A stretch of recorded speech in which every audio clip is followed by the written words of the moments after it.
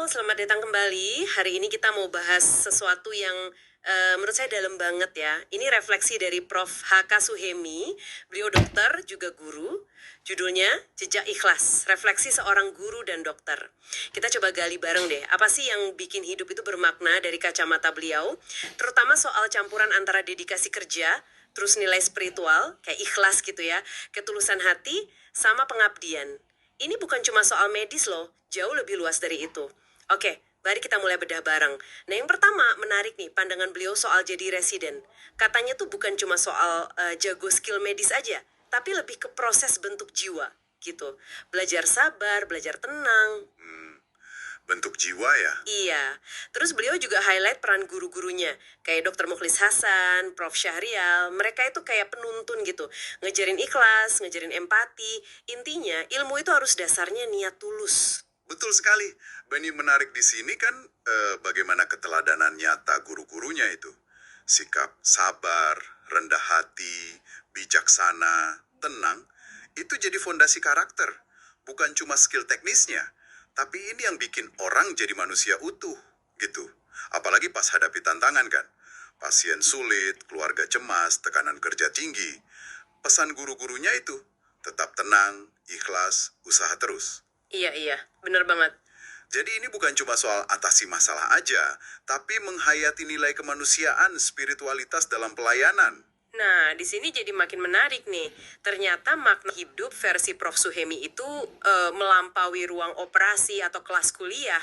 Kesadaran beliau itu hidup bermakna itu nyambungnya ke memberi dan berbagi. Kelihatan banget di berbagai fase hidupnya. Dari mahasiswa, jadi residen, terus ngabdi di tempat terpencil, nulis buku, dakwah juga, banyak lah. Memberi dan berbagi ya. Iya, jadi konsep suksesnya itu bukan soal pencapaian pribadi semata, tapi lebih ke gimana ilmu, waktu, tenaga itu dipakai buat orang lain. Betul, fokusnya bergeser ya. Bukan buat diri sendiri, tapi buat manfaat orang banyak. Dan beliau juga nyebut peran penting keluarga. Istrinya, Dr. Zurtias. Sumber kekuatan katanya. Penting banget itu. Dukungan keluarga tuh krusial sih dalam perjalanan kayak gini. Dan kalau kita tarik ke gambaran lebih besar nih, ini nyambung ke konsep jejak atau warisan yang ditinggalkan. Oh iya, soal jejak ikhlas itu ya. Gimana beliau memaknainya? Nah, ini yang bikin merinding sih menurut saya.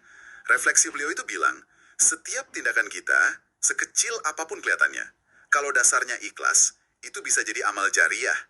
Jadi kebaikan yang pahalanya ngalir terus. Wah, Contohnya gini, ada di tulisan itu, pesan singkat yang isinya nguatin orang lain, atau nasihat tulus pas ngajar, atau pengabdian sosial di pelosok yang mungkin gak ada yang liput. Semua itu, kalau niatnya lurus, jadi jejak ikhlas yang manfaatnya gak berhenti. Pesan utamanya jelas banget, kita hidup bukan buat diri sendiri aja, tapi buat kasih manfaat. Hidup yang diisi niat tulus, itu jadi warisan. jadi kalau kita rangkum nih, inti dari refleksi Prof. Suhemi ini semacam panggilan buat kita semua ya. Bahwa makna hidup yang dalam, warisan yang langgeng, itu lahir dari menyatunya apa yang kita kerjakan, baik di kerjaan atau hidup pribadi, dengan ketulusan atau ikhlas tadi, empati, sama semangat berbagi dan mengabdi. Tentang jejak ikhlas yang kita buat lewat tindakan sehari-hari kita. Tepat sekali. Dan ini mungkin bisa jadi pertanyaan reflektif juga buat Anda yang dengerin. Coba deh berkaca dari perjalanan Prof. Suhemi ini dalam lingkup Anda sendiri. Di pekerjaan, di rumah, dimanapun. Gimana kalau kita mulai coba menerapkan niat tulus dan semangat kontribusi itu dalam hal-hal kecil sehari-hari? Gimana caranya Anda bisa mulai menciptakan jejak ikhlas versi Anda sendiri? Yang bikin apa yang Anda jalani itu terasa lebih bermakna gitu.